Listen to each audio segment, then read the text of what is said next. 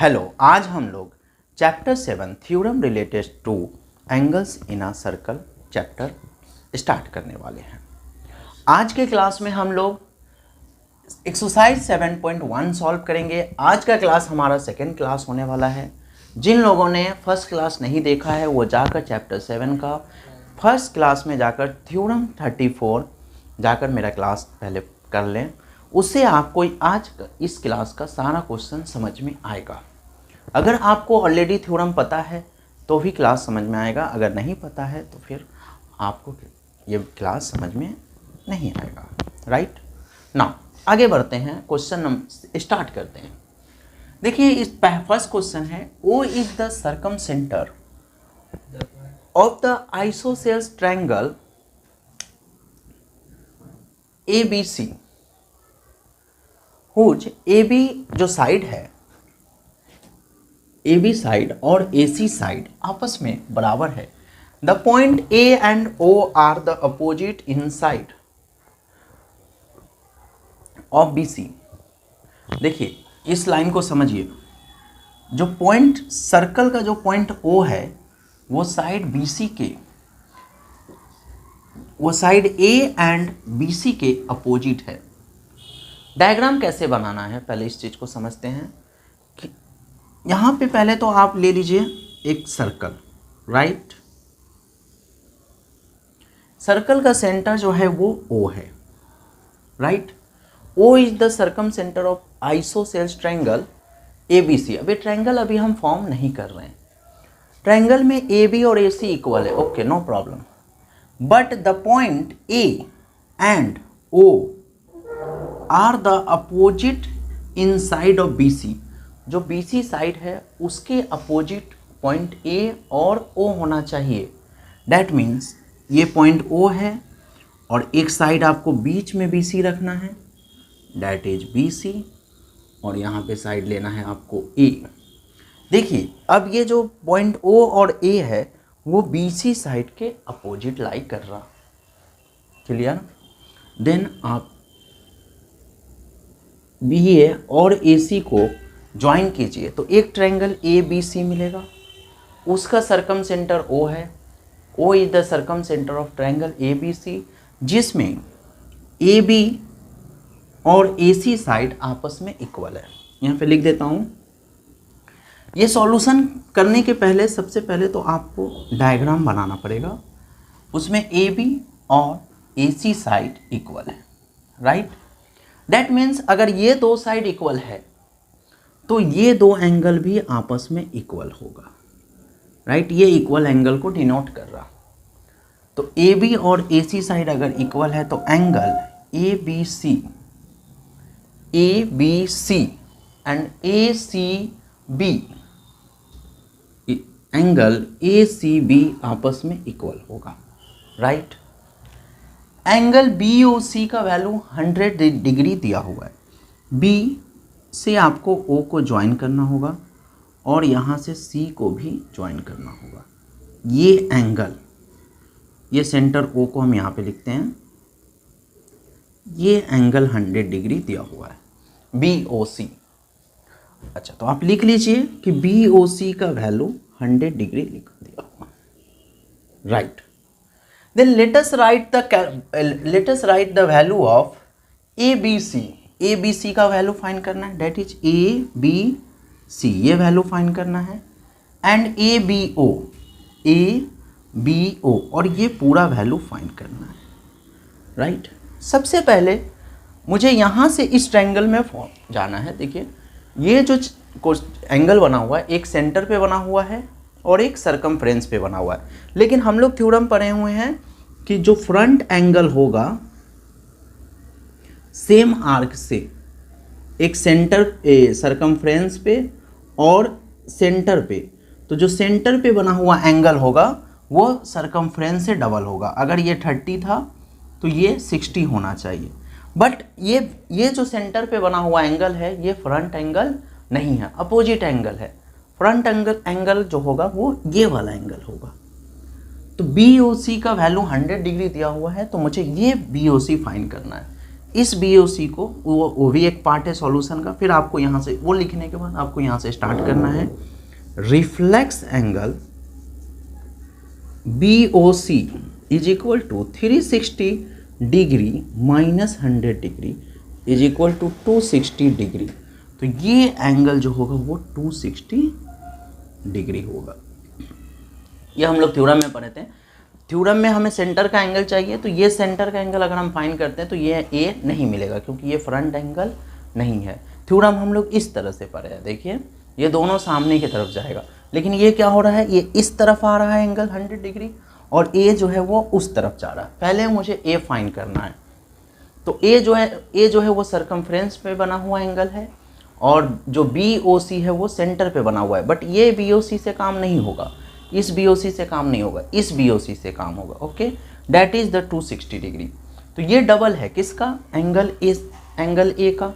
तो आप लिख सकते हैं angle BAC is equal to half of 260 degree is equal to 130 degree. That means जो ये एंगल है वो 130 डिग्री एंगल है, राइट। अच्छा, अब वहाँ से आप एंगल B फाइंड कर सकते हैं। अब देखिए AB साइड और AC साइड इक्वल है, तो एंगल B और एंगल C इक्वल होगा। तो इस ट्रायंगल में, इन ट्रायंगल ABC हम लोग पहले से बता चुके हैं कि एंगल ABC और ACB बराबर होगा। इसलिए दोनों एंगल अगर बराबर है, और एक चीज़ हम जानते हैं कि एक ट्रायंगल में ऑल एंगल का sum, all interior angle that is sum of 3 interior angle is equal to 180 degree होता है। तो ये 130 डिग्री हो गया। तो ये एंगल और ये एंगल मिलकर जो है वो 180 के बराबर होना चाहिए। दैट मीन्स ये एंगल और ये एंगल, तो ये 130 डिग्री हो गया। तो बचा 50 डिग्री। तो ये एंगल और ये एंगल 50 डिग्री होना चाहिए और ये दोनों बराबर है, इसलिए ये 25 होगा और ये 25 होगा। अच्छा चलिए, इन ट्रायंगल एंगल ABC और ACB और एंगल BAC, ये तीनों एंगल को जोड़ के 180 डिग्री होना चाहिए, राइट। और BAC का वैल्यू मुझे पता है, B और ABC और ACB बराबर है, तो हम इसको लिख सकते हैं 2 टाइम्स ऑफ ABC। इन दोनों को जोड़ के हम लिख सकते हैं 2 टाइम्स ऑफ ABC, क्योंकि दोनों बराबर है। और इसका वैल्यू दिया हुआ है 130 degree is equal to 180 degree. 130 को हम राइट साइड भेजते हैं, 2 इंटू, यहाँ पे सॉल्व करते हैं, 2 into ABC is equal to 180 minus 130, 2 into angle ABC is equal to 50 degree. That implies angle ABC is equal to 25 degree. तो ये एंगल जो है यहाँ पर ये 25 डिग्री होगा और ये भी 25 डिग्री होगा। तो मेरा ABC हो गया।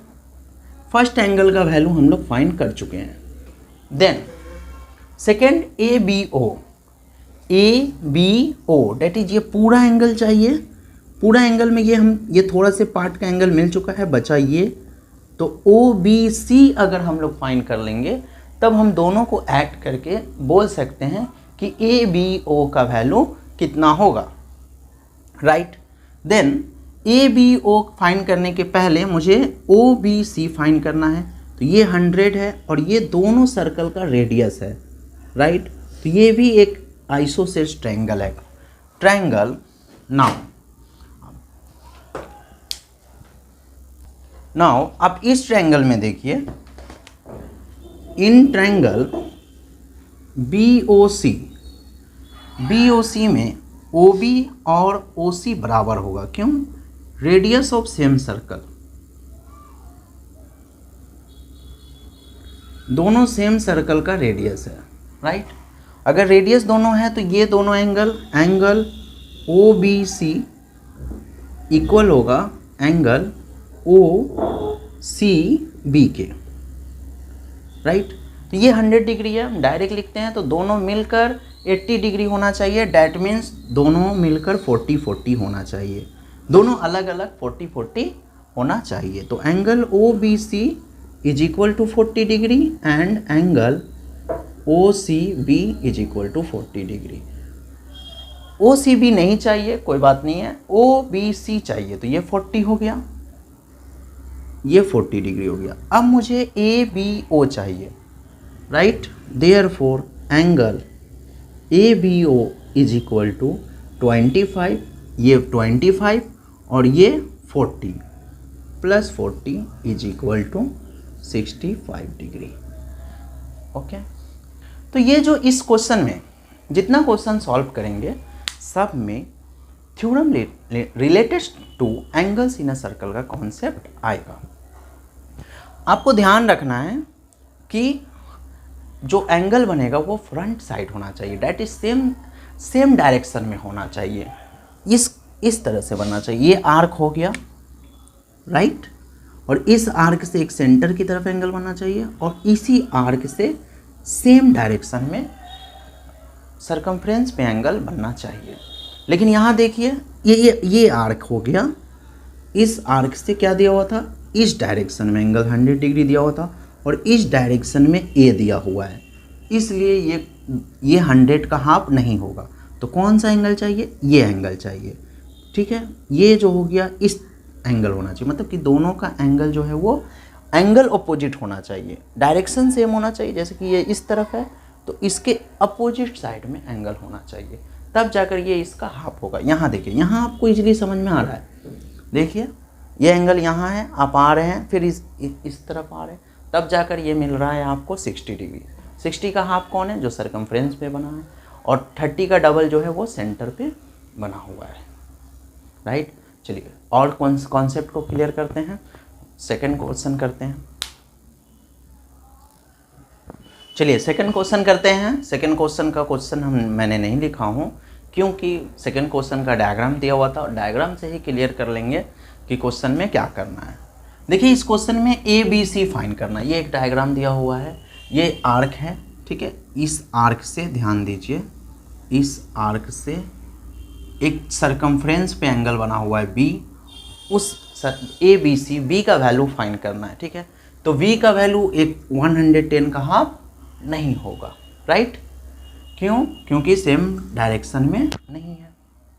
ये आर्क हो गया, तो ए किस तरफ बन रहा है, इस डायरेक्शन में बन रहा है, तो बी ये डायरेक्शन हो गया, तो बी जो सेंटर पे ए ओ सी है वो भी इस डायरेक्शन में बनना चाहिए। लेकिन ये देखिए इसका डायरेक्शन किधर है, इधर है ना, ये डायरेक्शन हो गया, मगर डायरेक्शन मेरा किधर होना चाहिए, फ्रंट डायरेक्शन होनी, मतलब दोनों एक के बाद एक होना चाहिए, अल्टरनेट एंगल जैसा होना चाहिए, ठीक है। तो ये एंगल फाइंड करते हैं, angle A O C 110 degree दिया हुआ है, तो रिफ्लेक्स एंगल फाइंड कर लेते हैं।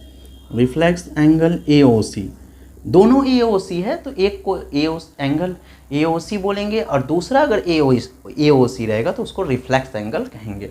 तो रिफ्लेक्स एंगल फाइंड कर लेते हैं, 360 degree minus 110 is equal to 250 degree. अब हम लोग आराम से, ये हो गया 250 डिग्री। अब देखिए एक दूसरे का क्या है, अल्टरनेट हो गया और डायरेक्शन क्या है, सेम है, क्योंकि ये भी ऊपर की तरफ है और ये भी ऊपर की तरफ है। अब हम लोग एंगल ए बी सी बोल सकते हैं, half of angle reflex angle A O C का हाफ होगा, that is half of 250, right. 250 का हाफ होगा, 110 का हाफ नहीं होगा, 250 का हाफ हो जाएगा 125 डिग्री। ये हो गया आपका सेकेंड क्वेश्चन का सॉल्यूशन, राइट।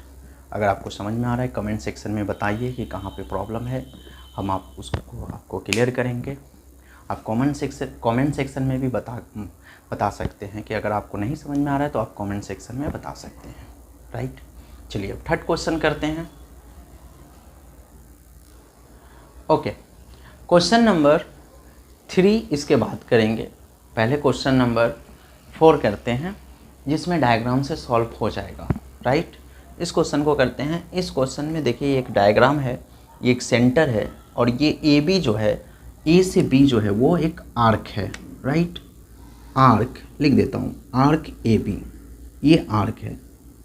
आर्क मीन्स एक सर्कल का पार्ट रहेगा, ठीक है।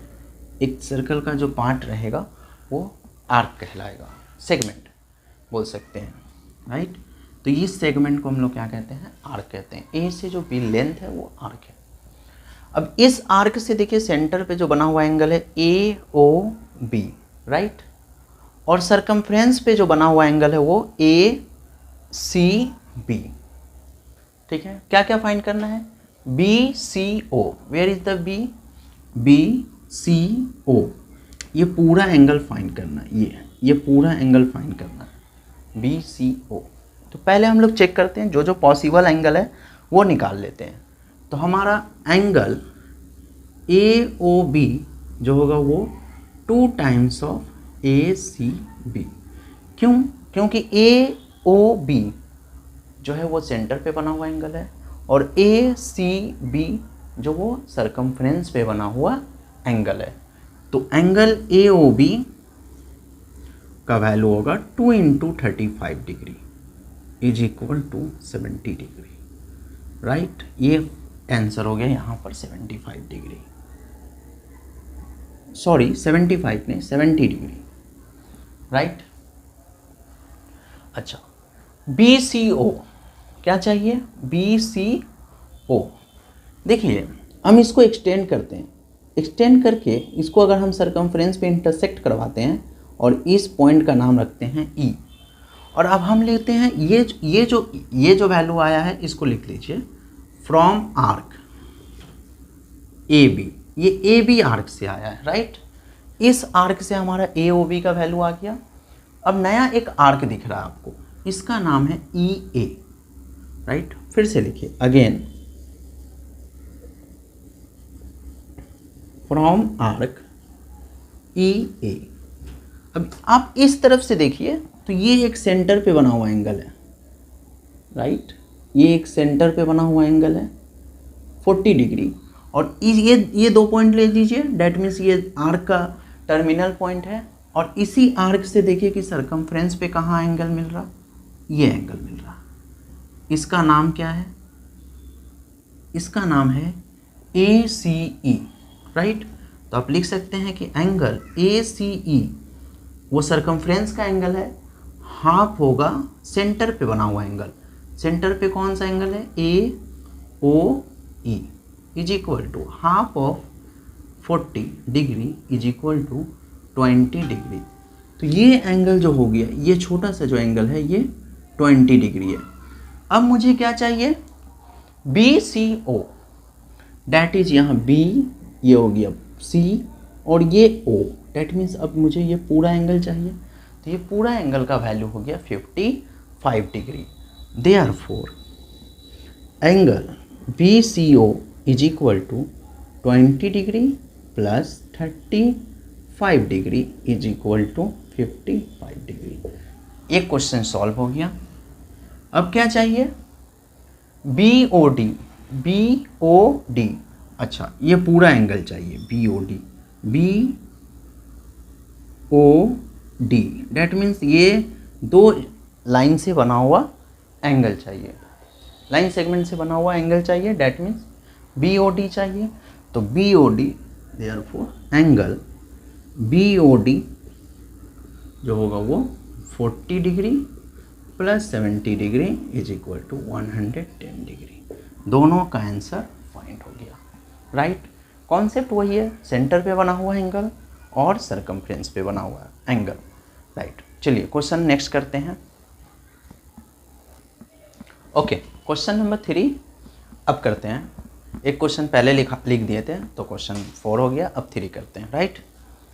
Okay, A B C D is a cyclic quadrilateral. पहले तो समझना होगा कि व्हाट इज साइक्लिक क्वाड्रिलेटरल। जब कोई सर्कल के अंदर एक क्वाड्रिलेटर रहेगा तो उसको हम साइक्लिक क्वाड्रिलेटरल कहते हैं, या फिर एक क्वाड्रिलेटरल के वर्टिसेस को अगर एक सर्कल टच करेगा तो उसको भी हम लोग एक साइक्लिक क्वाड्रिलेटरल कहते हैं, राइट।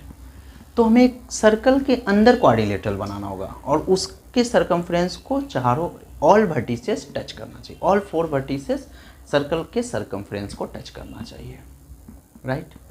अच्छा देन ठीक है बनाएंगे, बट आपको पढ़ना पड़ेगा और समझना पड़ेगा कि आगे क्या करना है। DC इज एक्सटेंडेड, जो DC साइड साइकिल क्वाड्रिलेटरल का जो DC साइड है उसको बढ़ाया गया। जैसे कि एक क्वाड्रिलेटरल है, हम सिर्फ क्वाड्रिलेटरल बनाकर दिखाते हैं। जैसे कि यहाँ पे DC है, तो DC को अगर बढ़ाया गया तो आपको यहाँ पे नीचे DC रखना है। जिस चीज़ पे अगर कोई काम किया है उसको आप नीचे रखिए, जिससे आपको डायग्राम बनाने में आपको सुविधा होगा, पॉसिबल होगा और आपको इजीली समझ में आएगा, राइट ना। तो देखिए हम लोग एक पहले सर्कल बनाते हैं और एक उसके अंदर एक क्वाड्रिलेटरल बना देते हैं, राइट। अब इसका नाम कैसे रखना है, तो आपको DC नीचे रखना है। DC को एक्सटेंड किया गया है तो C के पहले क्या आएगा B और B के पहले आएगा A, दैट इज ABCD। नाम जो होना चाहिए वो आपका सिस्टम वाइज होना चाहिए और नाम जो होना चाहिए उसका सीक्वेंस ठीक होना चाहिए। जैसे कि A के बाद B, B के बाद C एंड देन C के बाद D, एक सीक्वेंस होना चाहिए, राइट। नाउ अब DC को एक्सटेंड किया गया है तो DC को आप एक्सटेंड कर दीजिए।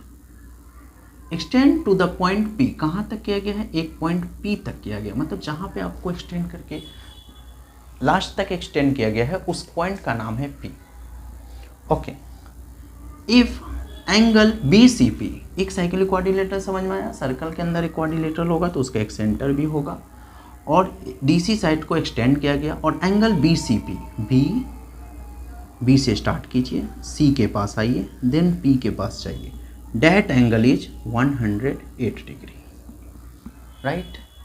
let us calculate BOD, where is B, BOD, मतलब इसको आपको मिलाना। अब जरूरी नहीं कि एक स्ट्रेट लाइन बने, ठीक है, इसलिए इस तरह का एंगल होगा। अगर आपका मान लीजिए कि आप डायग्राम बना रहे हैं और यहाँ पे ये आपका अगर क्वाड्रिलेटरल है, आप सेंटर यहाँ ले लिए हैं और आप इस तरह से मिला दिए हैं तो ये B है, ये C पॉइंट है और ये D पॉइंट है, तो ये BOD हो गया, तो भी आपका ये राइट है, ओके। तो ये BOD अगर आपका हो रहा है तो आपका ये भी एक राइट आंसर है, ठीक है। आपको स्ट्रेट नहीं समझना है, स्ट्रेट एंगल नहीं समझना है कि ये 180 तो इसका आंसर नहीं होगा, नहीं। डायग्राम आप रफ डायग्राम अगर बना रहे हैं तो आपका ये आपका स्ट्रेट एंगल दिख सकता है, राइट।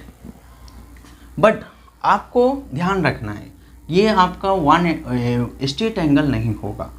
अच्छा ये अगर 180 है, एंगल BCP का वैल्यू अगर 108 डिग्री है, तो ये अगर हम अंदर में एंगल फाइंड करते हैं तो ये भी एक स्ट्रेट एंगल का कुछ पार्ट है।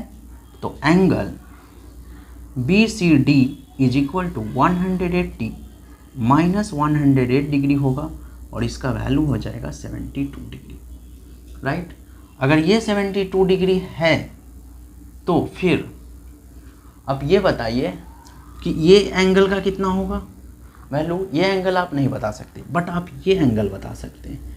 क्यों? क्योंकि आपको फ्रंट एंगल चाहिए, डैट इज द एक दूसरे का अपोजिट होना चाहिए, ओके। तो ये एंगल आप फाइंड नहीं कर सकते, तो फिर आप ये एंगल फाइंड करना पड़ेगा, ठीक है।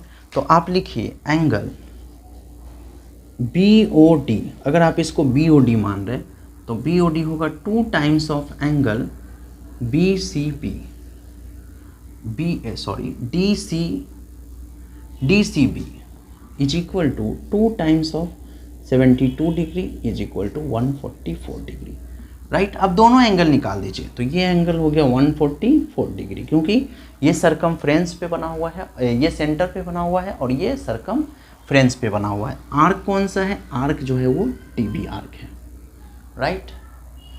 देखिए आप इस तरफ से देखिए, अगर आप इस तरफ से देख रहे हैं तो आपको समझ में आएगा कि ये सेंटर पे बना हुआ है और ये सरकमफ्रेंस पे बना हुआ है। अगर मान लीजिए कि आपको कन्फ्यूजन हो रहा है कि ये DOB चाहिए या फिर ये DOB चाहिए, ओके, तो आप दोनों एंगल को निकाल कर उसको आंसर दे दीजिए, राइट। तो एंगल BOD का वैल्यू हो गया 144 डिग्री।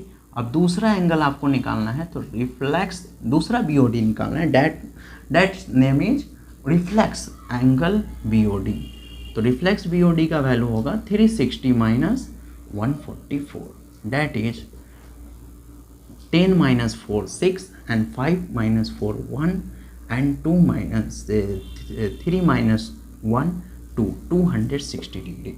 अब दोनों दे दीजिए, राइट। एग्जामिनर आपको राइट कर देगा अगर आपको कन्फ्यूजन होगा कि कौन सा BOD चाहिए। क्लियर? तो इस तरह से 4 क्वेश्चन सॉल्व किए हैं और आगे का क्वेश्चन सॉल्व करेंगे। नेक्स्ट आप कमेंट सेक्शन में बताइए कि कौन सा चैप्टर बनाना है, उस चैप्टर का क्वेश्चन हम आपको उसका वीडियो बना देंगे। Thank you, all the best.